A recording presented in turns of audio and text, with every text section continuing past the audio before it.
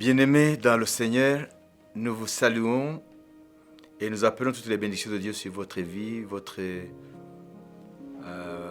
famille, votre travail, vos business. C'est là nos vœux le plus cher pour vous, de vous savoir heureux et surtout de vous savoir que vous marchez toujours avec le Seigneur. Alors aujourd'hui, j'ai un grand plaisir de partager avec vous, comme d'habitude, des sujets les plus pertinents pour notre vie, à savoir les différents thèmes qui sont développés dans la parole de Dieu, c'est-à-dire dans la Bible.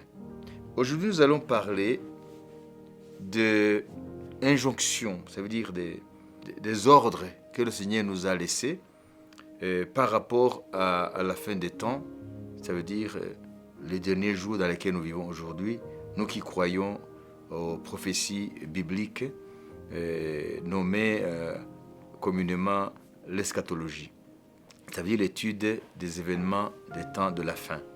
Encore une fois, j'aimerais éclaircir les deux concepts, ça veut dire le retour de Jésus pour enlever l'Église, ça veut dire tous ceux qui croient en lui, et le retour de Jésus-Christ pour régner sur cette terre. C'est différent, mais la plupart des chrétiens ne savent pas les différencier. Jésus reviendra d'abord pour enlever l'Église. À ce moment-là, le monde ne le verra pas. Il dit, il viendra comme un voleur vient pendant la nuit. Et puis, il reviendra avec tous les saints, y compris ceux qui auront été précédemment enlevés par lui, c'est-à-dire l'Église. Il reviendra avec tous les saints pour régner 1000 ans sur cette terre à partir de Jérusalem. La même Jérusalem qu'il a vu souffrir, il va régner là où David,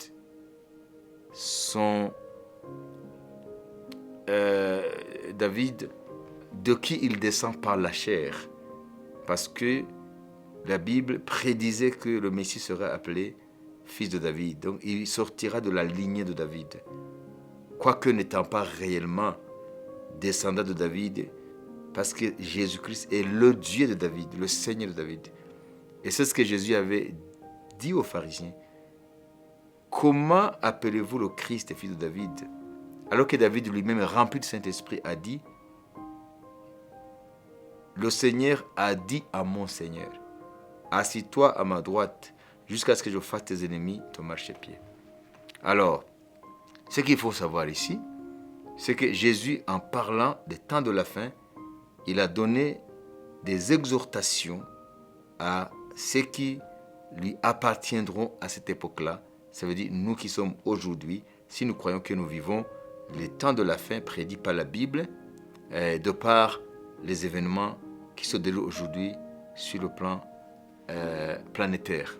Donc ce qu'on appelle les événements majeurs. Lisons dans Matthieu 24, 36, pour ce qui est du jour et de l'heure. D'abord, lisons le verset 35. Le ciel et la terre passeront, mais mes paroles ne passeront point. Jésus souligne que la terre, le ciel et la terre passeront.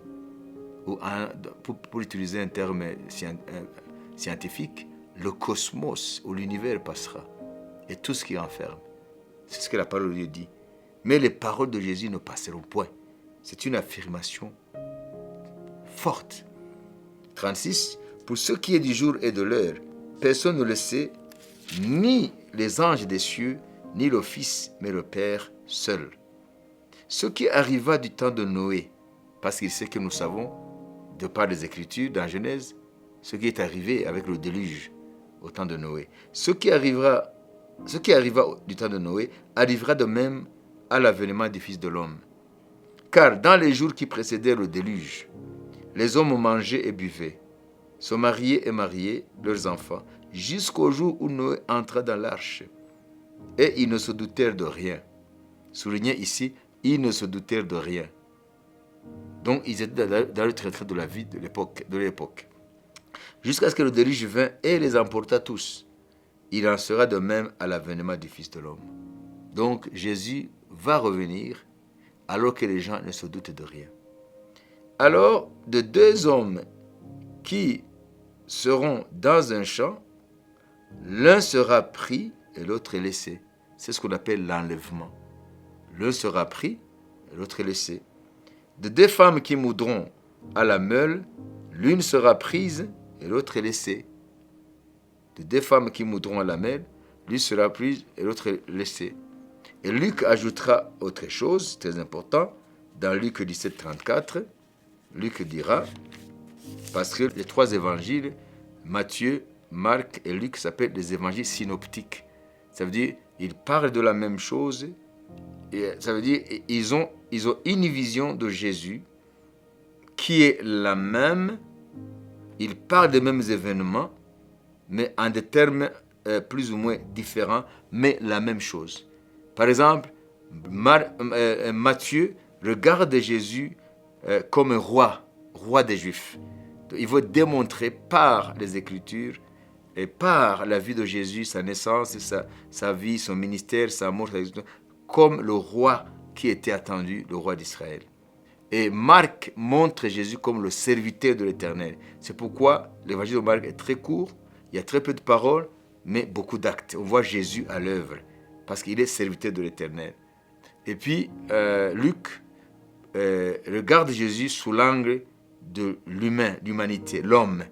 Voilà pourquoi, par exemple, Luc 8 parlera des besoins physiques de Jésus en disant qu'il y avait un groupe de femmes qui avaient cru, femmes de distinction notamment, qui avaient cru et qui assistaient Jésus et son équipe, ça veut dire ses disciples, dans tout ce qu'ils avaient besoin sur le plan matériel, nourriture, etc., afin que Jésus et ses disciples puissent librement s'occuper de l'œuvre du royaume de Dieu, annoncer l'évangile du royaume de Dieu.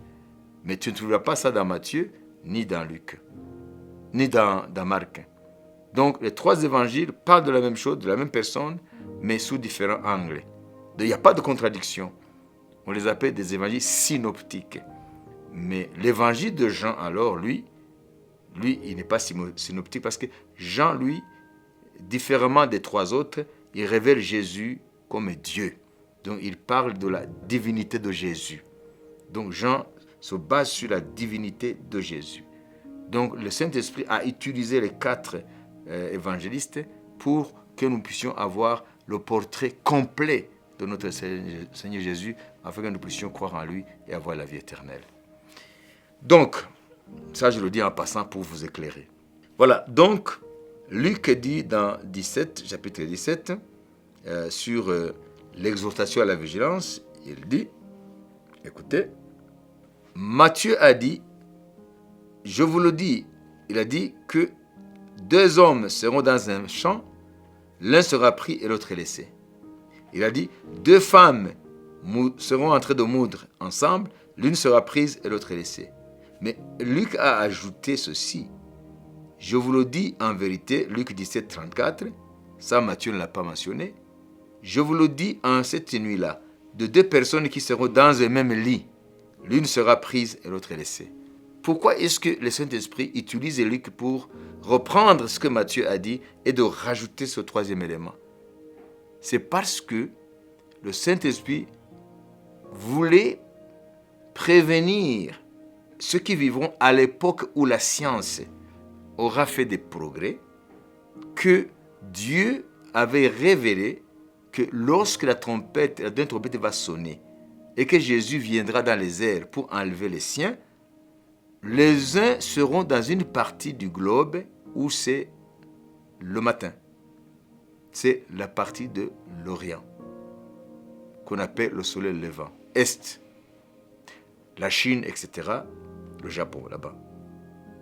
Et les autres, ce seront en pleine journée. Donc, c'est nous autres, par exemple. Ou en prenant exemple du Moyen-Orient.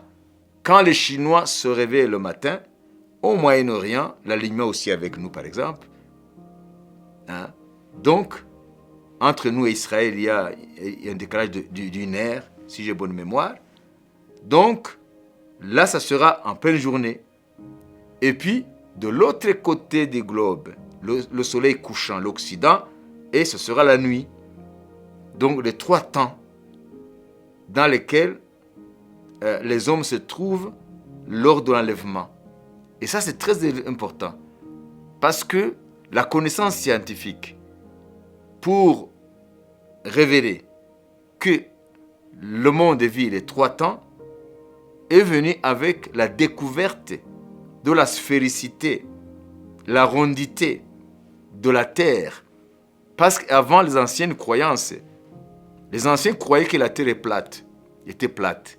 Mais avec la découverte scientifique, avec les Galilées, avec les Galilées, les Copernic, et plus tard les Isaac Newton, là ils ont compris que la Terre n'est pas plate, mais elle est sphérique, ovale, disons. Donc, le fait que la Terre tourne sur elle-même et autour du Soleil, donc la Terre en tournant sur elle-même en un jour pendant 24 heures, la Terre fait la rotation autour d'elle-même. Donc, une partie voit le Soleil se lever, c'est la Chine. L'autre partie en même temps, c'est la journée. Et l'autre partie, c'est la nuit. Donc aujourd'hui, il faut le savoir que les 3 temps existent bel et bien. Lorsque nous réveillons, par exemple, ici en Afrique, ici au Rwanda, en Chine, ils sont déjà dans l'après-midi. Et en Occident, par exemple, aux États-Unis, c'est la nuit. Donc ce sont les 3 temps. Ça veut dire, lorsque Jésus reviendra pour enlever l'Église, les Chinois seront dans l'après-midi en plein travail, au service, ça veut dire dans le champ, etc. Et puis, nous, ce sera vers le soir, et l'autre, c'est la nuit. Et puis, ceux qui sont dans une même lit, vous comprenez, on dort la nuit. Donc, c'est extraordinaire. Parce qu'à l'époque de Jésus, la connaissance générale que les gens avaient, en général, hein, pour ne pas parler des érudits, hein, le peuple, hein, l'homme du peuple, le sens commun, l'homme du sens commun. Donc, la terre était plate. Donc, Jésus révèle que la terre est ronde ou exactement elle est ovale, ça veut dire elle tourne sur elle-même pendant 24 heures. Donc, vous voyez ici, la Bible est précise.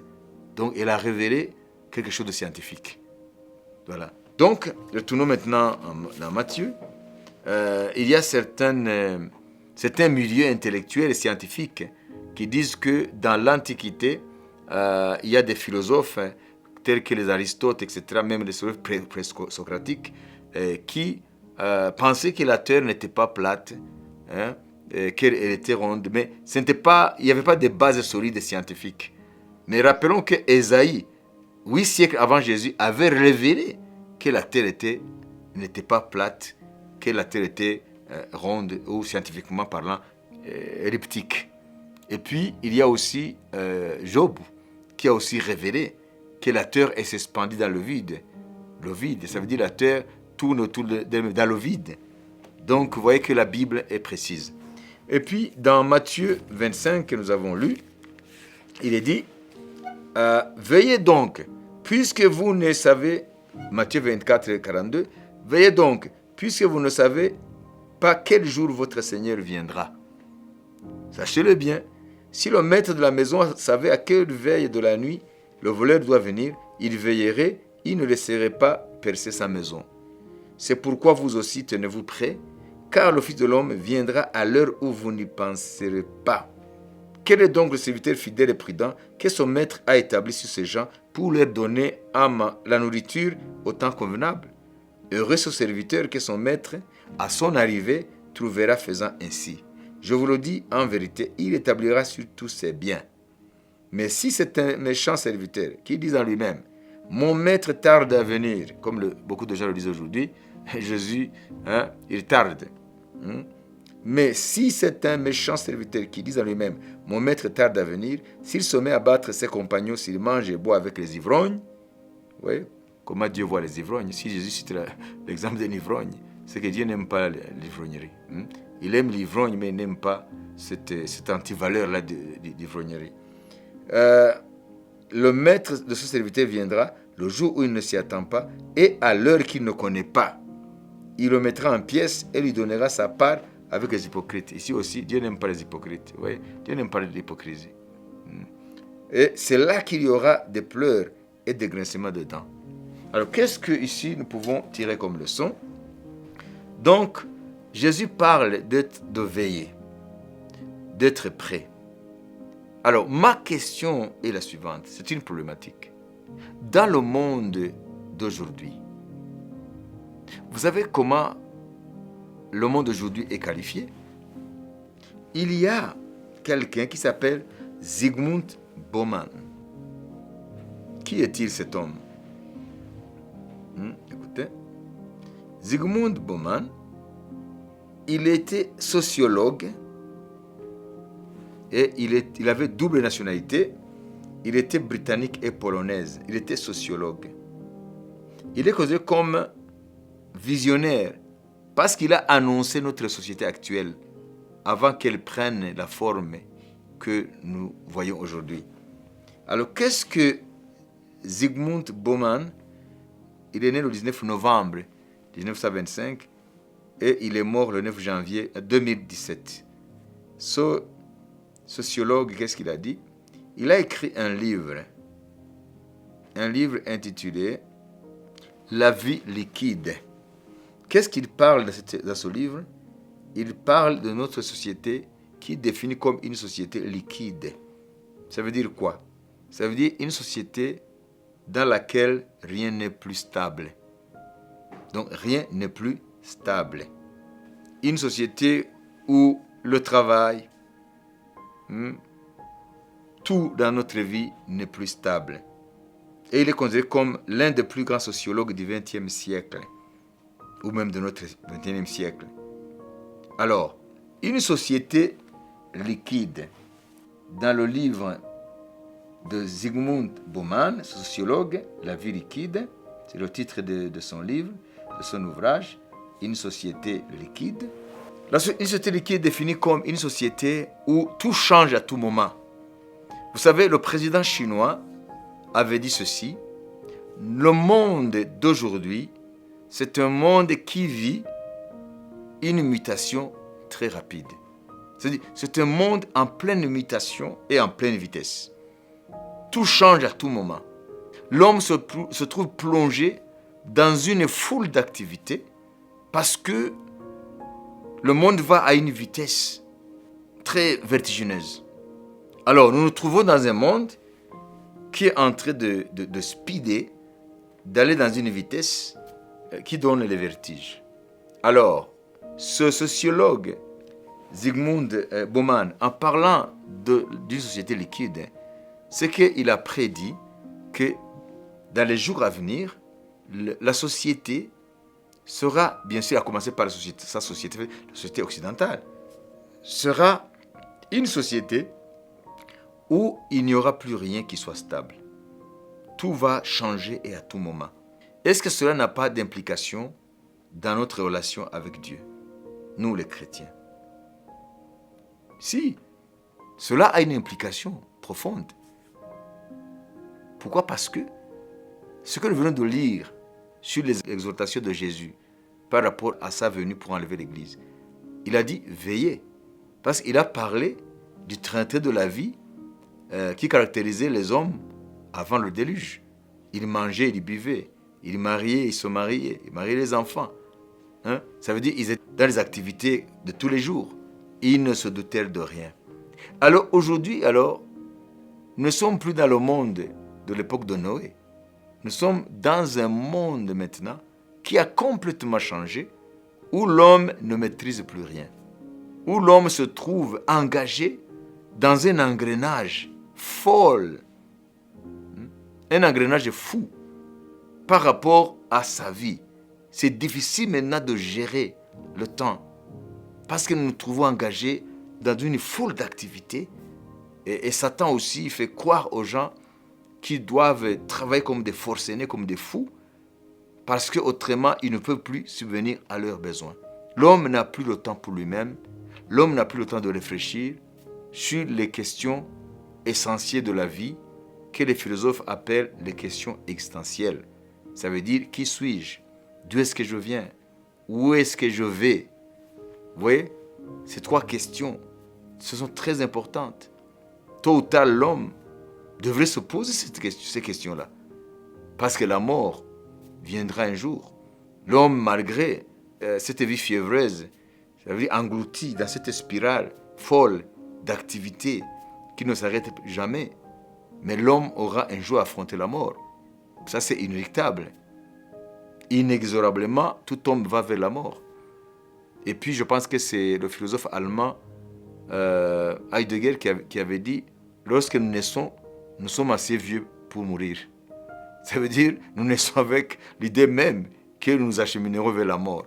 Donc, en étant des hommes finis, en étant des hommes qui mourront un jour, il ne faut pas prendre cette vie d'aujourd'hui qui est caractérisée par sa liquidité, ça veut dire la non-stabilité, ça veut dire un monde qui est en mutation à une vitesse vertigineuse, et croire que en noyant ses soucis, en noyant son angoisse existentielle, en noyant l'idée de la mort dans beaucoup d'activités, alors on élimine la mort elle-même. Non, ça c'est pratiquer ce qu'on appelle communément la politique de l'autruche. Ça veut dire cacher sa tête dans le sable, croire que le danger est parti. Quoique beaucoup de scientifiques disent que cela n'est pas tout à fait vrai sur l'autruche, mais c'est ce qui est admis communément par l'homme du sens commun. Donc, nous devons absolument nous arrêter un jour dans notre vie et faire face à ces 3 questions. Qui suis-je? D'où est-ce que je viens? Et où est-ce que je vais? Ce sont des choses qu'on ne peut pas évacuer facilement. Ce sont des problématiques qu'on ne peut pas évacuer facilement. Donc, ce que je veux dire, nous chrétiens, comment est-ce que nous pouvons veiller à ce que nous soyons trouvés prêts par notre Seigneur? Comment est-ce que nous pouvons être prêts à tout moment, dans un monde qui change à tout moment, dans un monde instable, dans un monde où tout bouge, aucun domaine n'est épargné. Il y a comme une force qui fait tournoyer le monde à une vitesse extraordinaire. Rien n'est plus stable. Est-ce que notre vie spirituelle pourrait être stable dans un monde instable? Est-ce que notre relation avec Dieu, parce que nous sommes appelés à être en relation avec Dieu, pas être dans une religion où on pratique certains rites et certaines pratiques. Non, Dieu nous a appelés en Jésus-Christ pour que nous puissions, être près de lui, ça veut dire un Dieu de proximité qui nous veut près de lui, et 2, entrer en intimité avec nous, parce qu'il veut faire de nous ses amis, en Jésus-Christ. Il a dit, je ne vous appelle plus serviteur, vous êtes amis, parce que le serviteur ne sait pas ce que son maître fait, mais vous, ce que j'ai appris de mon Père, ce que je connais de mon Père, je vous l'ai transmis. Et puis 3, il veut que nous puissions être en communion avec lui, ça veut dire vivre en symbiose avec lui en tant que Dieu esprit, et devenir un seul esprit avec lui. Comment dans un monde qui est en mutation profonde, comme l'a dit le président chinois, où l'homme se trouve perdu dans ce tourbillonnement de beaucoup d'événements, où l'homme semble perdre le contrôle sur la marche de l'histoire, où l'homme semble ne contrôler plus rien, que ce soit au niveau international, les nations même puissantes sont dépassées, et celui qui a dit, le monde vit dans une mutation rapide. Ce n'est pas un dirigeant des moindres, c'est l'un du chef de l'une des grandes puissances du monde, c'est-à-dire la Chine, la deuxième puissance du monde. Donc, ce qu'il faut savoir, c'est que nous devons nous poser la question. Nous vivons dans un monde qui bouge, et qui bouge très vite, dans tous les domaines. Nous sommes sollicités par une foule d'activités, une foule de sollicitations. Alors, comment est-ce que nous pouvons garder intacte notre relation avec Dieu? Comment est-ce que nous pouvons demeurer fidèles à la prière? Parce que Jésus a dit dans Luc 21, en lisant 21, 26 et en descendant là, il dit, priez en tout temps, afin que vous ayez la force d'échapper à toutes ces choses qui vont arriver en votre temps et d'être trouvés debout devant le Fils de l'homme lorsqu'il viendra. Comment est-ce que nous pouvons être fidèles à la relation avec Dieu? Comment est-ce que nous pouvons être fidèles dans notre relation avec Dieu? Comment est-ce que nous pouvons être fidèles dans la vie de prière, comment est-ce que nous pouvons être fidèles dans notre engagement envers Dieu dans un monde qui bouge très vite, dans un monde où rien n'est plus stable. Comment est-ce que l'Église peut survivre dans un tel environnement? Comment est-ce que toi, chrétien, ta foi peut survivre dans un tel environnement, dans une telle société? Voilà pourquoi j'ai voulu, par ce message, interpeller tout un chacun pour que chacun fasse un examen de conscience et prenne des décisions peut-être très difficiles, mais tu es appelé à faire des choix, voire même des sacrifices pour que tu ne rates pas l'occasion unique qui ne viendra pas 2 fois dans le monde, ni dans la création, ni dans le temps, ni dans l'éternité, celle de rencontrer le Seigneur Jésus, qui est prêt maintenant, il est à la porte pour venir enlever son épouse. Ça veut dire son Église, ça veut dire tous les saints, ça veut dire tous ceux qui sont nés de nouveau, qui ont donné leur vie à Jésus-Christ et qui le reconnaissent dans leur cœur, dans leurs pensées, dans leurs actes de tous les jours que Jésus est Seigneur et Sauveur de leur vie. Que Dieu vous bénisse.